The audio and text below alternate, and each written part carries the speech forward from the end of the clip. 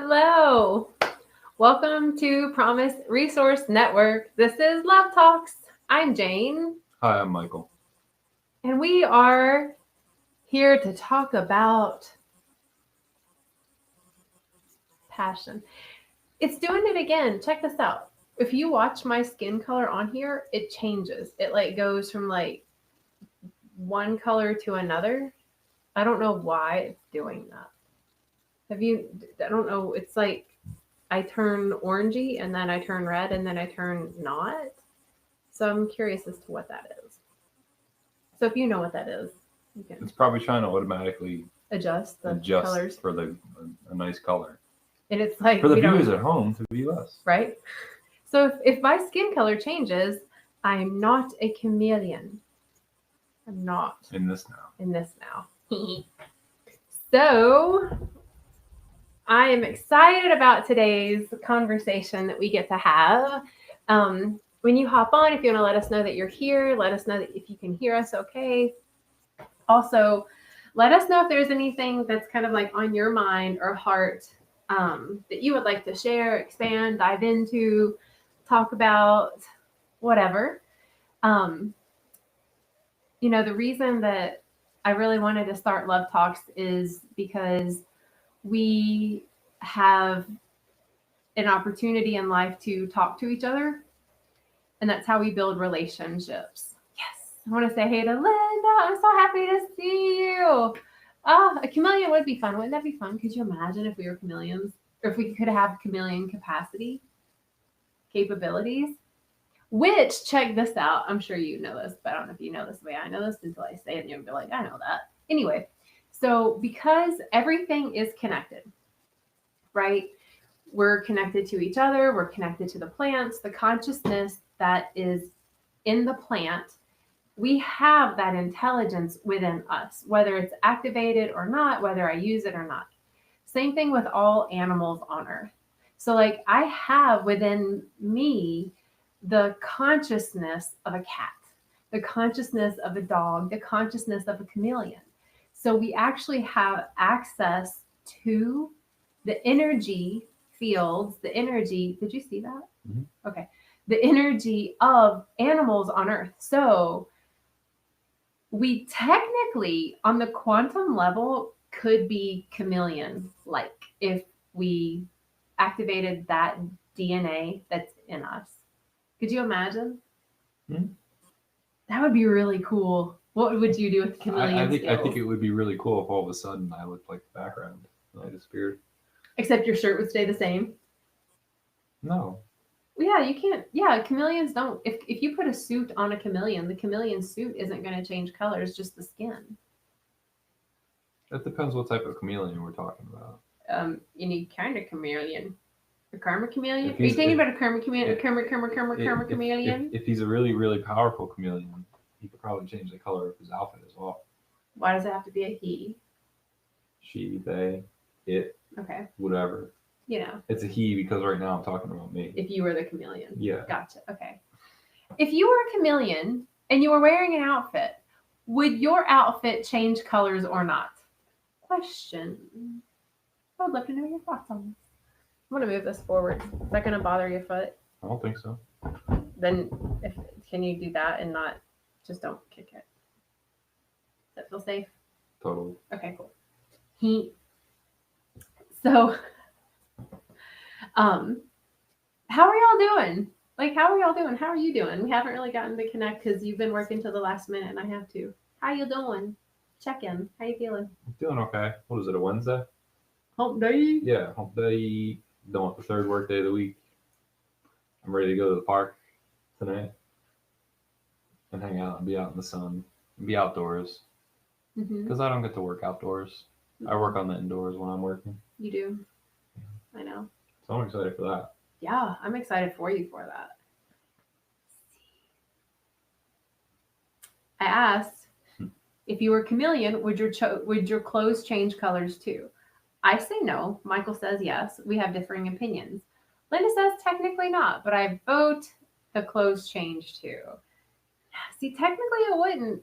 And I mean, I guess like if I really have enough of a belief that in remembrance that like even the cotton shirt that I'm wearing is just plant and energy, then I could actually change the form and structure of it with my thought and belief and intention.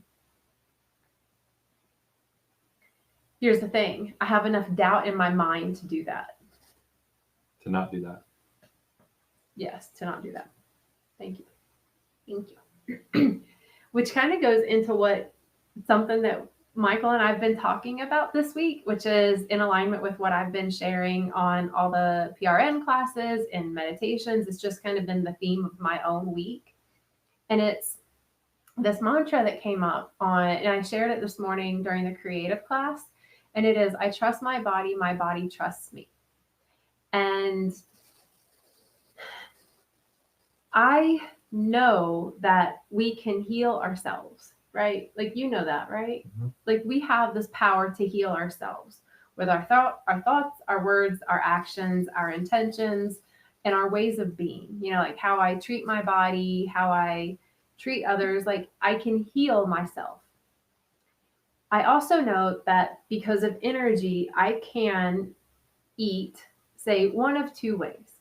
I can eat all organic fruits and veggies, super healthy, super clean, you know, filtered water, healthy.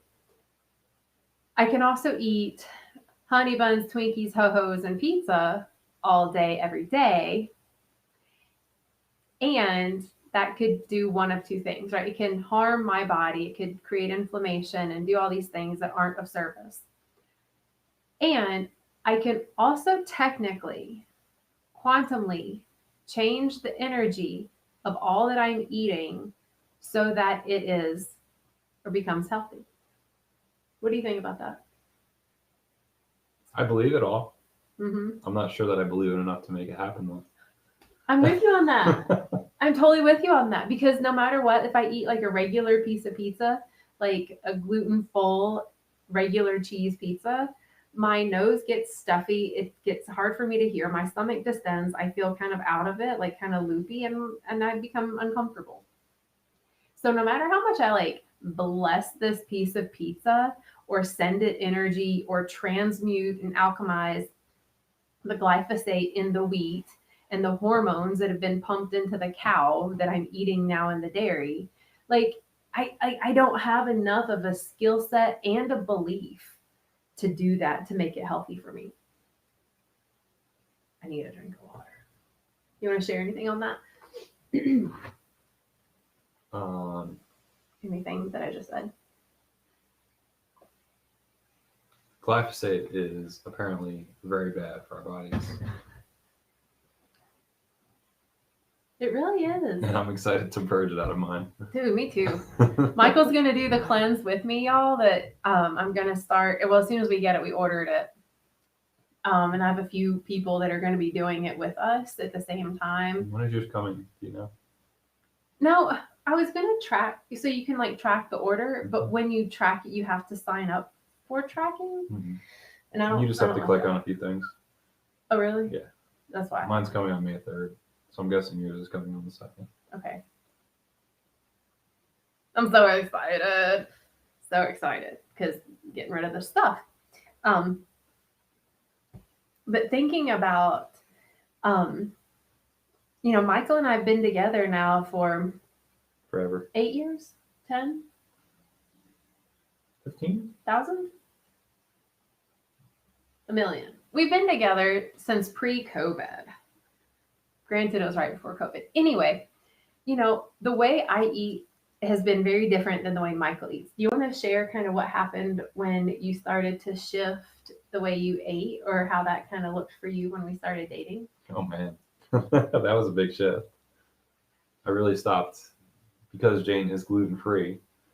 She doesn't eat wheat products, which wheat is in a lot of most breads, crackers, a lot of snacks that I was eating before we met.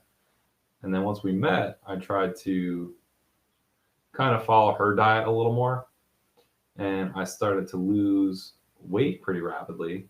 Oh, I also stopped eating meat a lot. I still had meat here and there, but it was like a lot less than I was eating. And I noticed that on top of losing weight, my body also felt very different. Different? And I was getting like, I guess you would call it like hives or like an allergic reaction in certain parts of my body. I don't know. That was a thing for a few months. And then once I got used to the diet and the energy levels and like my sleep cycle was normal again, everything kind of leveled out. I started gaining some weight back. When you got those hives, what I think that was his body actually purging a lot of the toxins that you had been eating. Like I think that was your body that it was like ridding itself, and then what was left you were putting the toxins like on your body with lotions, soaps, detergents, fabric softeners, Oh, cleaners for the house. So it's like your body was releasing all this stuff, but once it got to the surface, everything in the environment was still a toxic load. So I think that's what the hives were. That's what I'm picking up on. I don't know. I'm not a medical doctor, just really intuitive. But that's kind of what I think it was. And then, over the course of the relationship, both of our diets, shift here and there, whatever, COVID. And it wasn't until this past weekend, there was a huge energy wave that came in. Contagious! Ah! But there was this huge energy wave that came in on Saturday, like literally a big energy plunk from the sun came into the earth realm. So Michael and I spent that day like in ceremony, like we were holding space, we were together, we were fasting, we were in intention, we did plant medicine, like we were in cacao and all this other stuff. And afterward, it was like we both had a big reconnection to our bodies sovereignly, our bodies together. And I would also say the body of the earth. Would you? I concur with all of those. Yeah. And it's been interesting because since then, my behaviors around the earth and my body have been very different. Now, granted, I also know that when, as soon as I ordered this cleanse, which is all plant based, super high vibe, like as soon as I made that commitment, it was like everything, the plants started to I started to attune to the plants. Like I started to already eat better and all this other stuff. And since this past weekend, I've been even more connected to, more aware, I guess, of decisions around my body, taking care of myself, meditating, eating right, healthy, whatever. And do you want to share the difference for you? Because this is where it comes into the passion. The difference in me for what? Mm-hmm. Since this past weekend, in your way of being, the way you feel around your body and the body of the earth, and that connection of the two.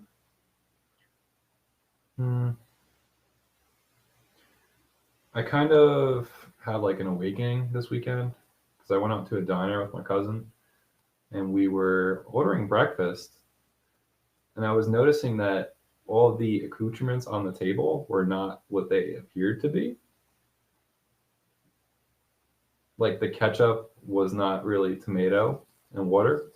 It was like tomato, water, sodium monotriglyceride, hydrogenated soybean oil, high fructose corn syrup, and all these other chemical names of things. And I'm like, what is this?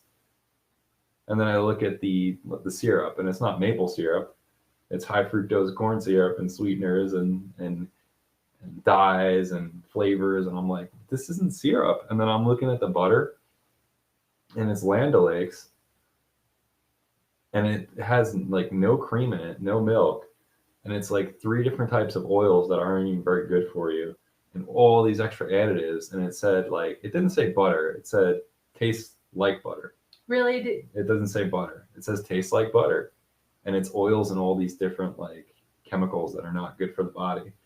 And I'm looking around at all the people sitting in the diner ingesting this stuff, and they're just eating stuff that isn't what it appears to be. What else did you notice about the people that were sitting around in the diner eating the chemicals? The chemicals? Oh, most people are on their cell phones, not engaging with one another, not engaging with other people, just on the phone. Very tuned out of life surrounding them. Much like being tuned out of what they're putting on their food or what food they're eating or what they're putting in their body. It's kind of just like tuning everything, real life out and what's actually going on right in front of our eyes.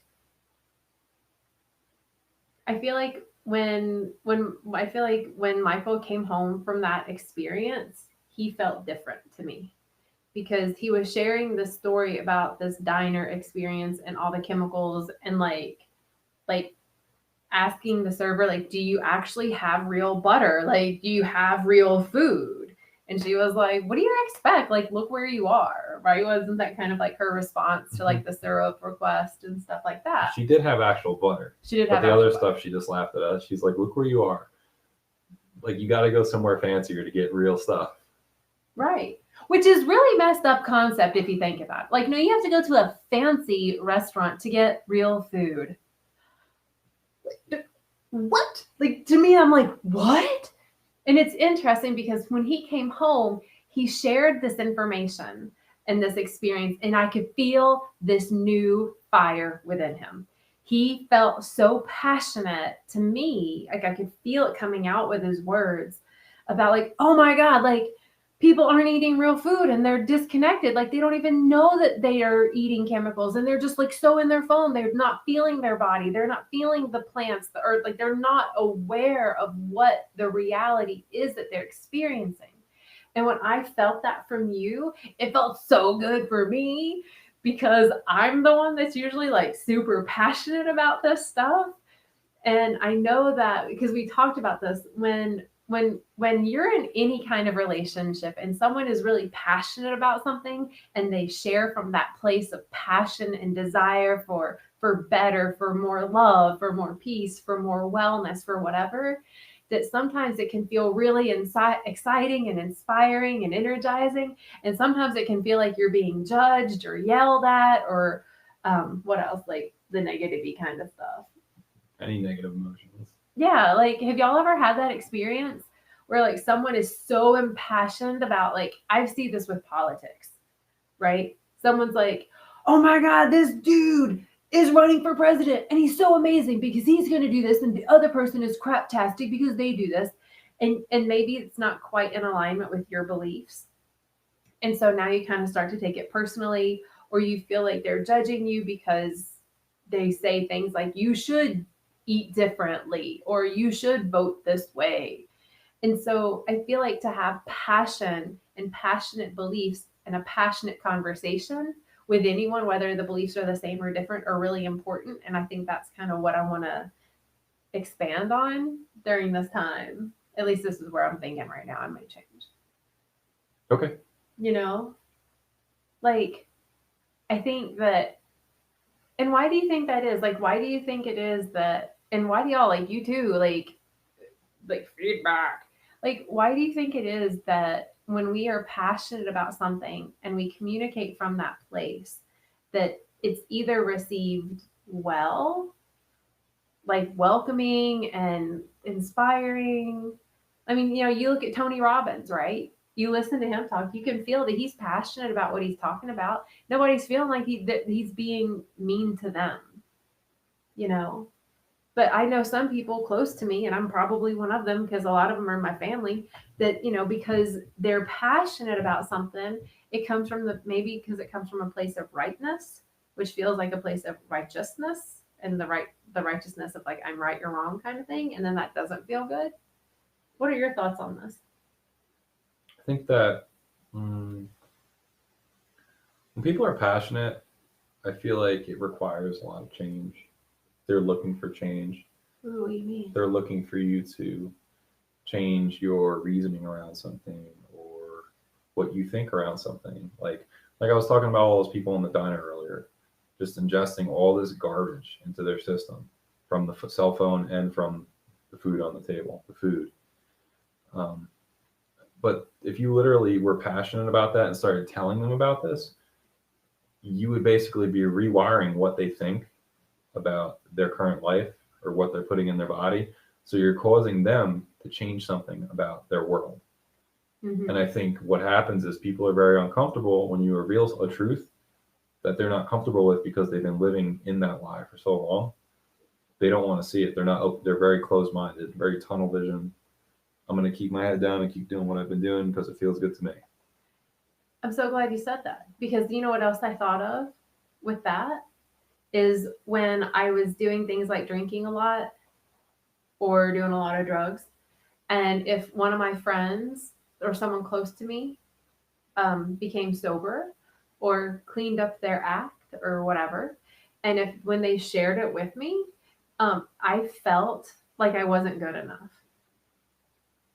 You know what I mean? Does that make sense? It's like I felt like I wasn't good enough because if I were, then I would be sober too. You know, or oh, do they think they're better than me because they don't drink, or I don't, or I would have this cognitive dissonance, and I'd be like, what? I don't have a problem, and they would just be sharing with me their passion about how they found health and wellness because they put the bottle down or stopped smoking cigarettes or crack or whatever.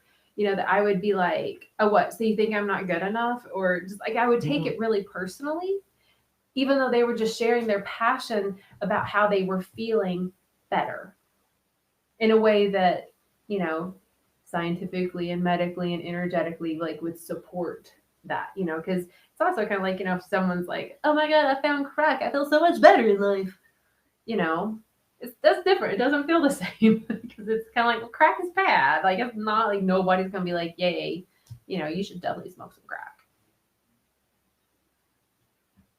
Been there, done that. But like, you know, so I think that what you said, I think it can go into any realm where someone's really passionate about something and shares it, like why there can be a challenge in being the receiver of that passionate conversation.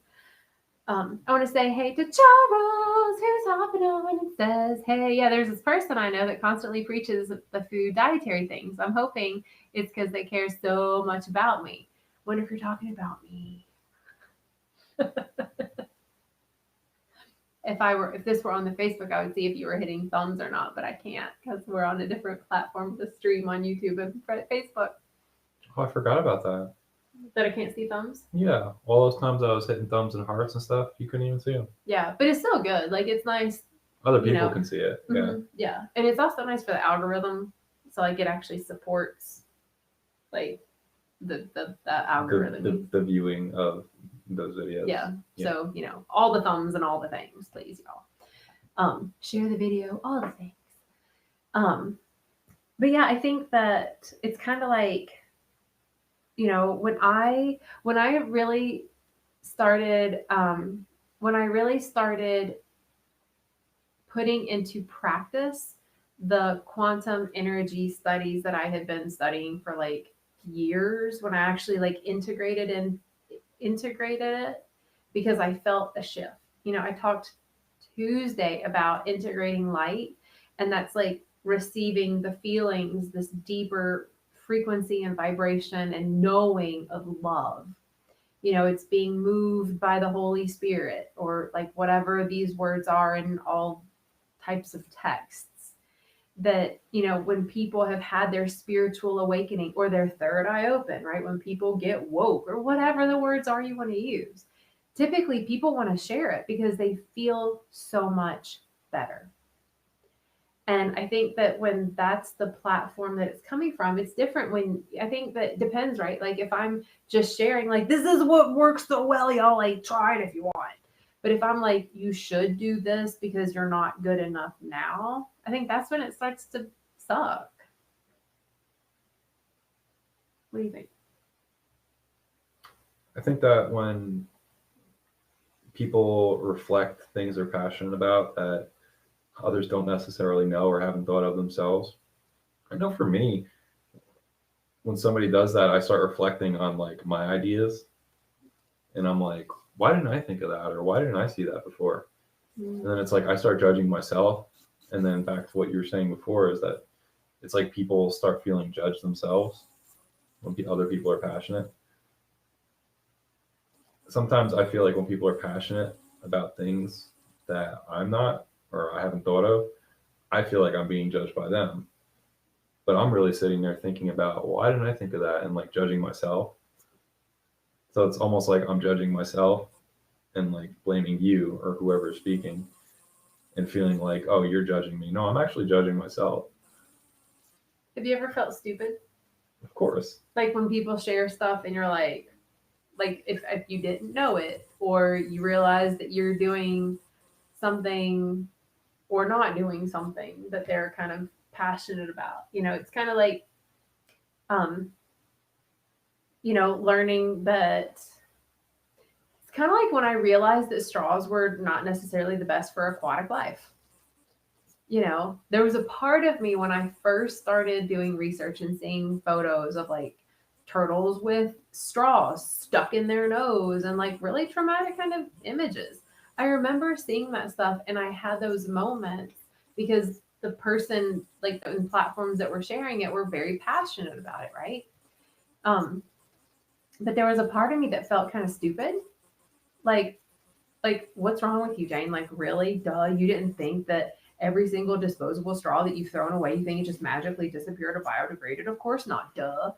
And then I started to kind of judge myself. And then I was, then I guess I have a choice, to either dig my heels in more, right? And be like, I'm going to get 10 extra disposable straws and just blow the thing up and make fun with it and throw them all away. Or I start to like really get bigger with it and like go out and buy disposable straws. What? You're just funny to watch. Why? Talking about disposable straws and wasting them. Yeah. Because I'm really passionate about these things. Mm-hmm. We just like got out of Earth Day awareness, and I'm really passionate about the mothership. I'm really passionate about life on Earth, And I don't think as many people are as passionate about life. I think people take it for granted. What do you think? I think that's an understatement. Right? Like, I think that if we as a collective really valued life, then we could be our passionate selves about life on earth and be really inspiring in all of our passionate expressions. Because if I'm passionate about recycling and you're being a litter bug USA, like, what are you going to be passionate about? You're not going to resonate on my passion. You might feel judged and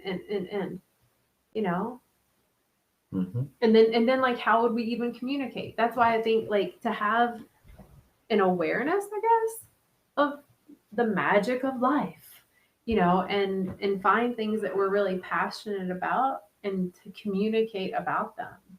Are you passionate about the art you make, your work, your job, children, human trafficking, puppies? Like, what is it that you're passionate about that is life? And then I want people like to be able to talk about it.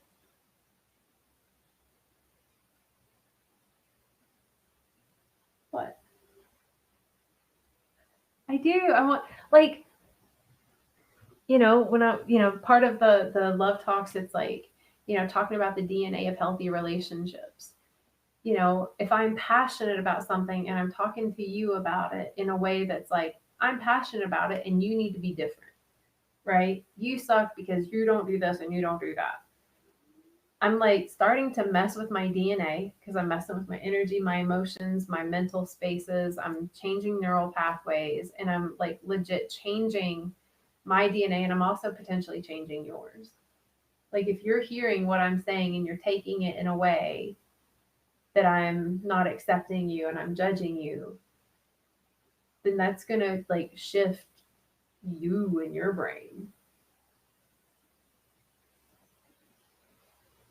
I feel like you're like super staring. Yeah. Why? I'm watching. I'm listening. are listening to, what are you most passionate about? Like, what do you like? You have, I feel like you've clicked into a different kind of passion around your relationship with your body and the earth and plants and like that whole like relationship. How do you see that growing? Just kind of see myself becoming more and more passionate about it, like awakening more about things, and then like following through and actually changing my lifestyle. Like I plan on not ingesting chemicals anymore to the best of my ability, you know? I cannot tell you how happy that makes me. Like I've always thought that and felt that way since we met and we started talking about this stuff. And it's part of a system that I grew up in for 30 something years already. It's kind of hard to just like change a habit at the drop of a hat because somebody told you something that goes against your whole reality. Yeah. Found a note. It hurt. It really is. It's, and I think that's where people like where we get like uncomfortable. You know, it's like, oh, I grew up this way. It's kind of like if you believe, it's kind of like if you believe in like Santa Claus. You know, you believe that there is a big fat white man that comes down your chimney and drops off gifts and all that stuff. You know, and then if something changes in your reality and you find out that that's not true or whatever, you know, that there's a lot of like mental reparations that need to happen. You know, and it's, I think that when someone's passionate about something, sometimes it's like new information that can be really uncomfortable. What, Smiley? Enjoying watching you go. I just thought about the time my dad told me that Santa Claus was not who I thought he was. How'd that go? We were sitting in the dining room, and I believe my brother was too young to understand. So I think I was pretty young. I could have been like 9 years old. Anyway, we're sitting in like the dining room and we're eating oatmeal. And he's telling me this over breakfast, and I'm like, "Are you kidding me?" And he's like, "No." And he kept telling me, and I'm like, "Are you kidding me?" I was like, You're joking, right?" Was he passionate about telling you that Santa wasn't real? Yeah. I guess because most other kids my age knew that. So I guess he didn't want to have me growing up anymore disillusioned, being lied to, you know. Man, He's very adamant about it, though. I remember that. that sounds like such a thing that we do as humans. You know, we're so passionate about something and we share it, and sometimes we're the, my hair got stuck on you. And sometimes we're the ones that kind of like burst the bubble and give the information for the first time. And it's either to protect someone or think we're going to protect someone or shine a light on something that maybe we don't know that they're not ready to hear. And that passion in conversation, you know, like having passion in a relationship is great. Having passionate conversations in relationships can feel so interesting. Like, did your head just get really heavy? Let me just look here. Is that better? Weirdo. Um, but yeah, it's kind of like, you know, could you imagine if, you know, your boss calls you into the office and they're like super passionate about something? It would maybe feel like they're yelling at you. I feel like bosses are like, we need to have a talk. And they always like get real like they bring it down a notch. That's been my experience. What's your experience with that? I don't understand where you're even going with this right now. What do you mean? Just talking about how like when people are passionate about stuff, sometimes the way that it comes out feels a little alarming. Mm-hmm. You know, like it feels like you're being yelled at. It feels like, what are you doing? Why are you telling me this?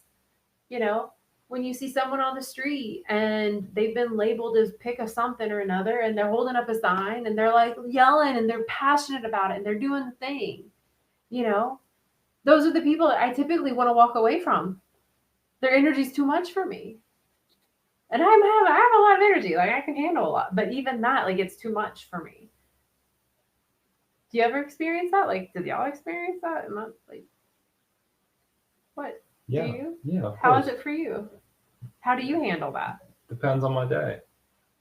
Most days it's too much. I'm like, I can't handle this right now. It's too much for me. And you just like walk away? Well, when people are talking about things they're passionate about, I tend to get really curious and actually want to know more, even if it is revealing things to me that are making me self-reflect and judge myself. I'm still very curious, so I'll sit and listen. But it's when like their stream of passion is like literally on me, and like they're just shoving information in my face and yelling and being loud and whatever, and it's like focused on me. I can only take that for so long before I'm like, all right, I can't. I'm done with this. This is too much energy for me. Have you ever been the person that was giving the information passionately? Oh hell yeah! And And then it pushes people like out. And how I'm has like, that and I'm been? like, when I was younger, I was much more the way I spoke would be more passionate outwardly, and it would seem to like push people away or rub them the wrong way or annoy them, and I just didn't care. So But you would I did notice that people can't handle when you're passionate about something and speak out, speak up for yourself, speak up for something you're passionate about, speak up for another. People don't like that.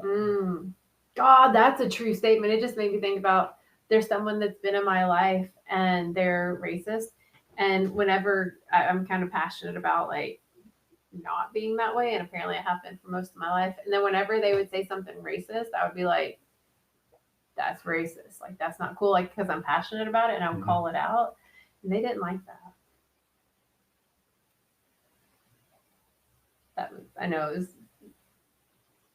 it was an anticlimactic addition to what you said. I'm aware. But it got me thinking though, like, I remember when I was in college the first time and was majoring in like earth science. And I've always been, not always, but I guess since middle school. No, if it's been since elementary. Yeah, I'd say most of my life. I've always been like a tree hugger, like someone that's been a, a voice for the earth, right? And, meeting people that I could tell I was going to be in relationship with. And I would be like, what, you don't recycle? Like, why not? Did you know? And then I would like just give all these facts because I was really passionate and super nerdy about something. And some people would get on board with that and be like, whoa, I had no idea. And then they would be inspired. And sometimes they'd be like, why are you nagging?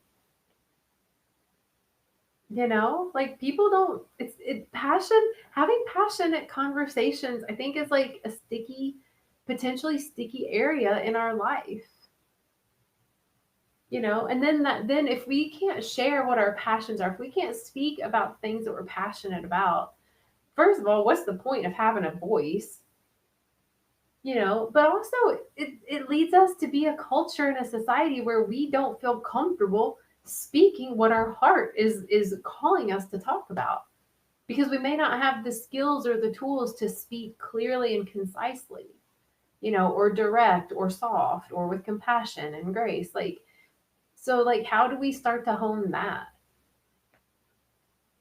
Like, that's my question. If anybody has any ideas on that, let me know.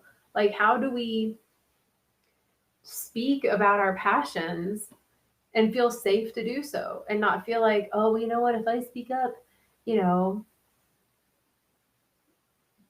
like I talked to friends that like when the Black Lives Matter movement was happening, like they wanted to put a sign in their yard, but they didn't feel safe to do so because they had a family member that, and so I'm like, well, then I guess then I start to question people's passion. Like if you're so passionate about it, then why wouldn't you talk about it?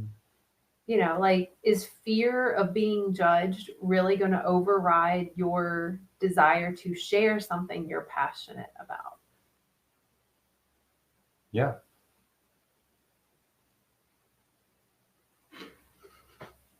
I concur. I concur. Yeah, I feel like if you're passionate about something, nothing stops you, period. Nothing. If you think about like all the like successful people in the world, all the leaders in the world, they spoke about what they were passionate about. I mean, Kennedy, I mean, like Martin Luther King Jr., just thinking about that generation. Like there were tons of people that spoke passionately about what they cared about.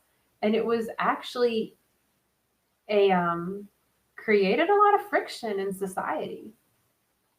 You know, like when I talk more about the environment, sometimes it annoys someone or they don't want to hear it. And it's like, well, you can get on board or you cannot, but I'm still going to talk about it because it's something I'm passionate about. Um, oh, I love this. Kimberly's sharing. Hello, Kimberly. Is sharing more practice of being bold helps me do things I'm uncomfortable and aligned with. Yes, I think yes. It takes, I think, a lot of boldness. What do you have to feel? What do you have to feel about that, Michael? I know that was a weird sentence. What do you feel about that? What do you have to say about that? It just both came out at the same time. About being bold. Being bold? Mm-hmm. Being bold helps you to do things for the first time and the second time and the third time, no matter how uncomfortable or how new it is. But it's pushing through those uncomfortable first few times that really gets the ball rolling for you to like really roll with your passion. And something I want to say too is you were talking about how can you be passionate without offending people or like without fearing that they're gonna react to you or judge you. I think one of the most important things is to be very clear about what your passion is. Will you expand on that? Like be super clear exactly on what you're passionate about and how you want to get there and how you want to help others get there. And the more clear you are on what you're passionate, like if you're wishy-washy about the details of it, I feel like that's when people will judge you more or react more harshly. I think they don't know your intention. Yes. They wouldn't know your intention. It's just kind of like you're flying off the handle, yelling, acting passionate, and throwing energy everywhere, but you're not really clear on what you're passionate about. So people don't want to hear you yelling about something when you're not even clear about what you're yelling about in the first place. True story. It's like, I don't want to hear you spouting about it. You don't even know what you want. And you're trying to spout all this energy and words at my face. Like, get out of here. Yeah. Yeah, it's like, kind of putting that with what Kim said about the, practice being bold helps her do the things that she's uncomfortable with. It's kind of like when we're passionate about something, being passionate about the passion. Like, I'm going to be passionate about this. Like, I'm going to be passionate about being bold. I'm going to be passionate about being unique. I'm going to be passionate about being well. I'm going to be passionate about these things, and being bold in the way we're being and the way we're sharing about it. And I think, like you said too, like having a direct mission. Like, this one time when I was married, I really bugged him a lot about eating and being healthier. And I would tell him like the reason why is because I didn't want him to die. I get now that that's not the best necessarily words to say to somebody, but hey, what do you do? But like having this, like, I care about life, I care about your life, and that's why I want to share with you about this, that, and the other. Then I think we can start to step more boldly in those directions that may be uncomfortable,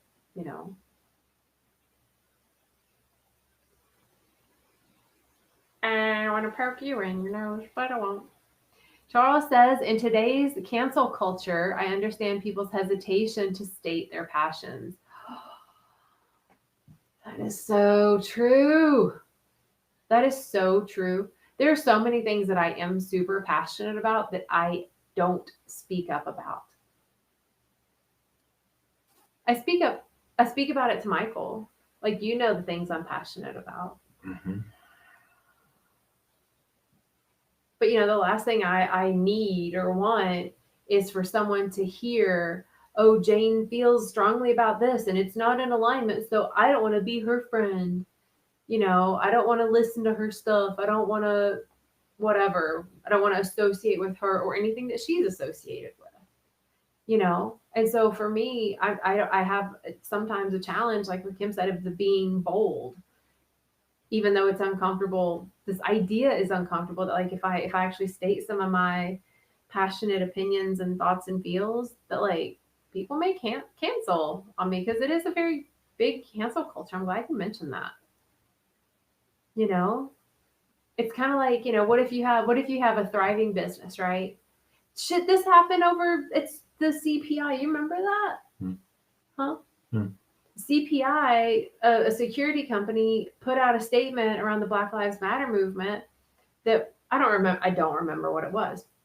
And someone made a post and blasted them, saying, like, I don't like this. This isn't cool. This isn't nice. It's not kind. And hey, you all, if you have the security company as your security system, you need to cancel them. And sure as shit, people did. I'm talking like the NFL, the NCAA, like big sports companies that used this security company canceled them. And both sides were stating their passion. I guess one was the bold one by asking for action. Cancel. But nobody wants that. Like, nobody wants to be defriended. So I think in relationships, oftentimes, like, we don't speak our passions because, well, what if the person gets mad at me? What if they break up with me? Charles says, not that they will unfriend you, but will try to ruin your business. Exactly. Yeah. Just like that security company. Exactly. Yes. Totally. Just thinking too about passions, right? And Kim, saying about being bold. Like, what if Michael and I are in a monogamous relationship? And what if? Because I give everything as an example form and a potential, because no one way is stationary, and everything is mutable. And if someone isn't monogamous, then I don't want to be like, well, we're monogamous. You know what I mean? So that's why. So what if Michael and I are monogamous, and I discover a passion that I want to be with someone else, and I don't want to tell Michael that, because it could hurt his feelings. He could freak out. He could break up with me. He could a myriad of things, potentially, that I don't want to have happen. So then that could leave a person in a relationship, right? I'm really passionate about traveling. Well, what if I travel and my partner can't travel with me? What if they leave me then? Right? Or I'm really passionate about traveling, my partner can't travel and they don't want me to. And we will create fears around expressing our passion, even expressing it, whether we do something about it or not, whether we make a change around it, whether we be anything different, but just having conversations around the things that we are passionate about. I think we hold back as a society because we have subconscious and unconscious fears around it.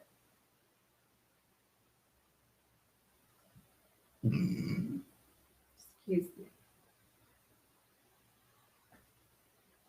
What do you think about that? Do you think that's like a thing?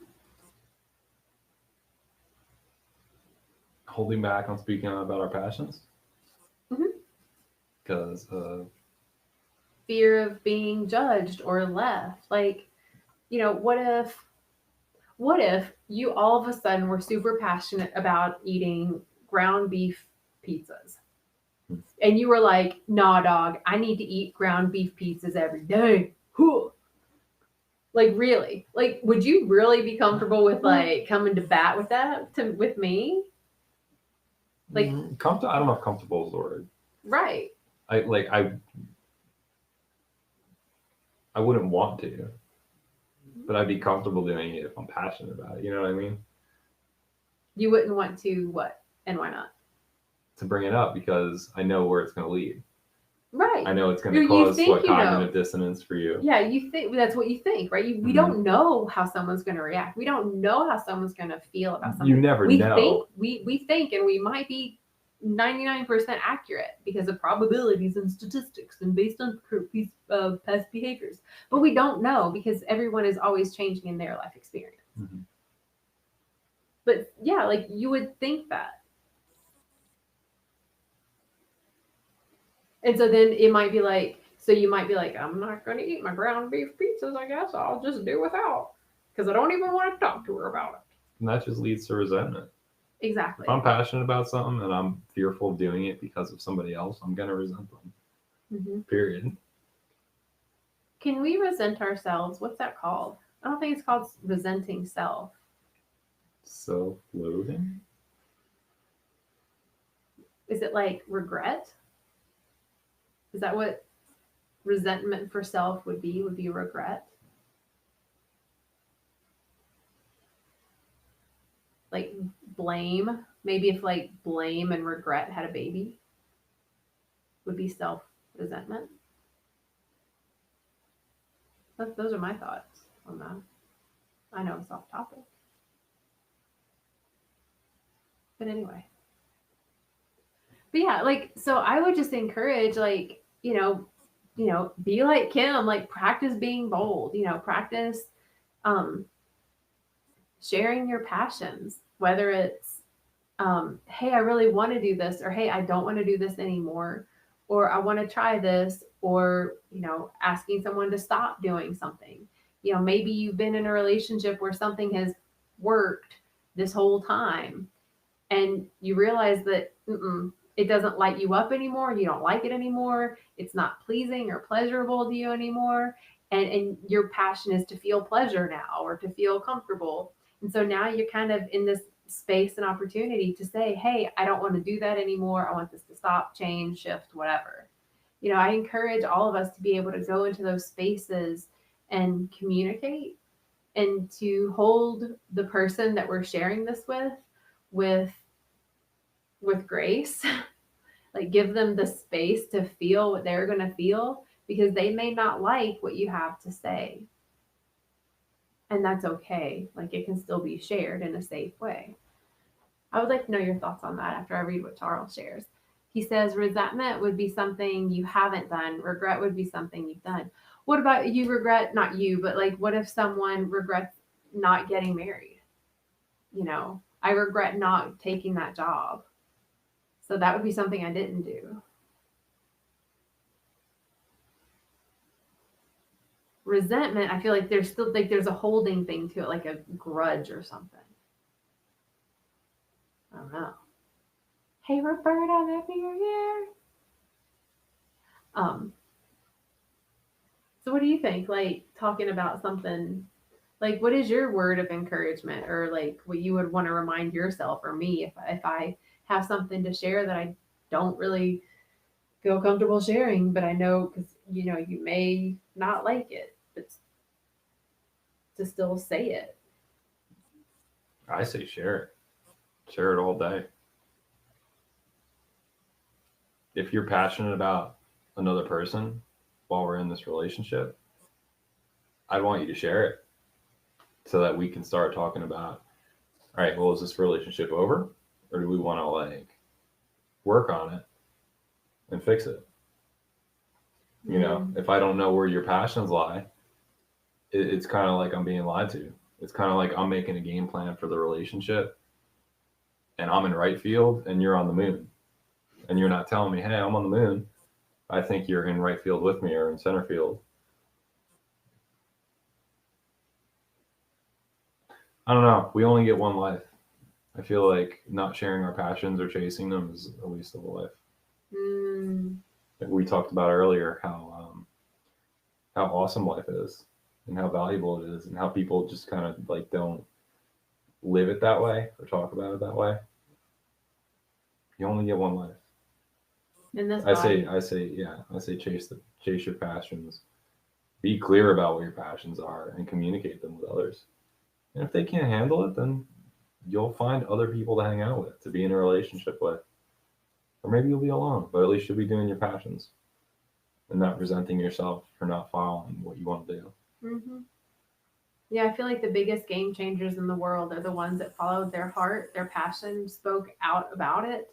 And it was always in the name of love, because that's where passion really comes from. It's a place of love. And a lot of them were met with adversity.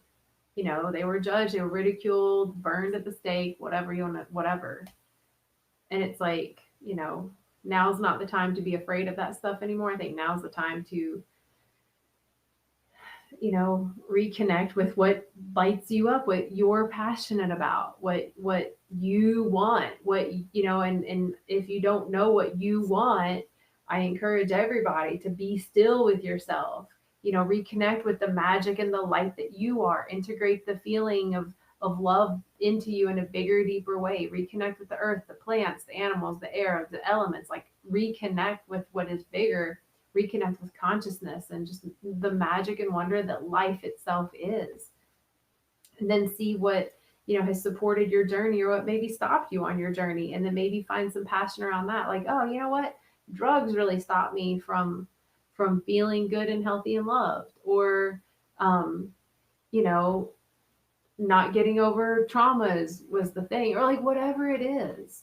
I lived in a city and there was so much smoggy air that I couldn't breathe. Well, it wasn't until I moved to the mountains that I could breathe clearly. And now I'm passionate about clean air. I'm going to speak out on this and I'm going to try to make differences in the world.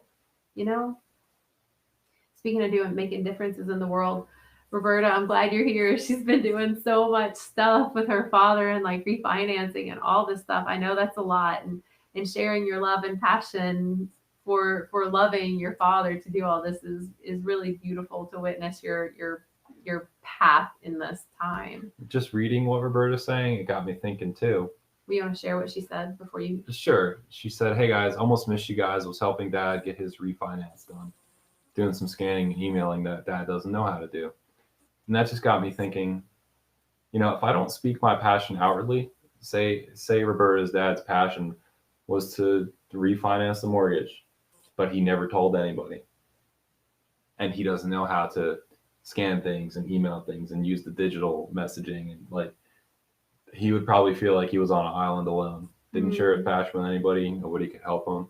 When you speak your passion outwardly, I feel that you repel the people that don't align with you, which is awesome because I don't think that you want to have friends and family and people surrounding you that don't align with your passions because they kind of smother you and keep you from living out your passions.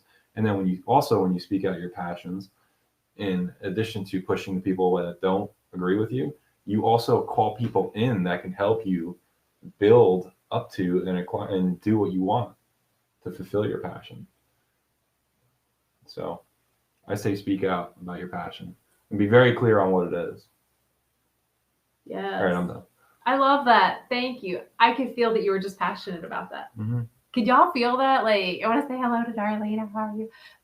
Like, I could feel that you were passionate about that. Like, you're like, oh, I feel this. Like, yeah, this is clear for me. And I want to share this clearing because it makes sense and maybe others can recognize. Like, it felt like you were sharing it from a place of passion. Mm-hmm. You felt energized about it. I'm glad you could feel my energy. I like it. I like it when you get passionate about stuff and you share about it. It feels really good to me. Like, I feel that energy and that heart frequency just boom. And I'm like, yeah. I do. You want to go take this heart frequency to the park? Yeah.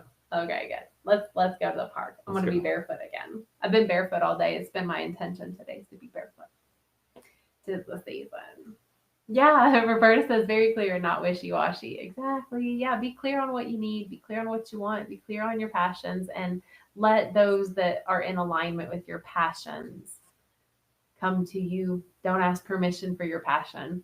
Yes, I like that, Roberta. Don't ask permission to be passionate. But enjoy your Wednesday, y'all. Enjoy your hump day. Tell your friends to tune in to some love talks because the more the merrier. We really like it when you all like hop on and join in and chime in and share. It makes it so much more fun. I'm passionate about that. Yeah, I love when people are on here talking. Me too. Like it feels good. Yeah, it's more fun to interact. Yeah. With each other and with the group. True story. So tell your friends to tune in on Wednesdays at 5. I love you, Roberta, and I don't like to wear bras either. I don't like bras either. I know. I'm not particularly fond of them. Passionate about boob Passionate freedom. about no bras. No bras. On that note, enjoy your off day, you all. I love you so much. Bye, y'all.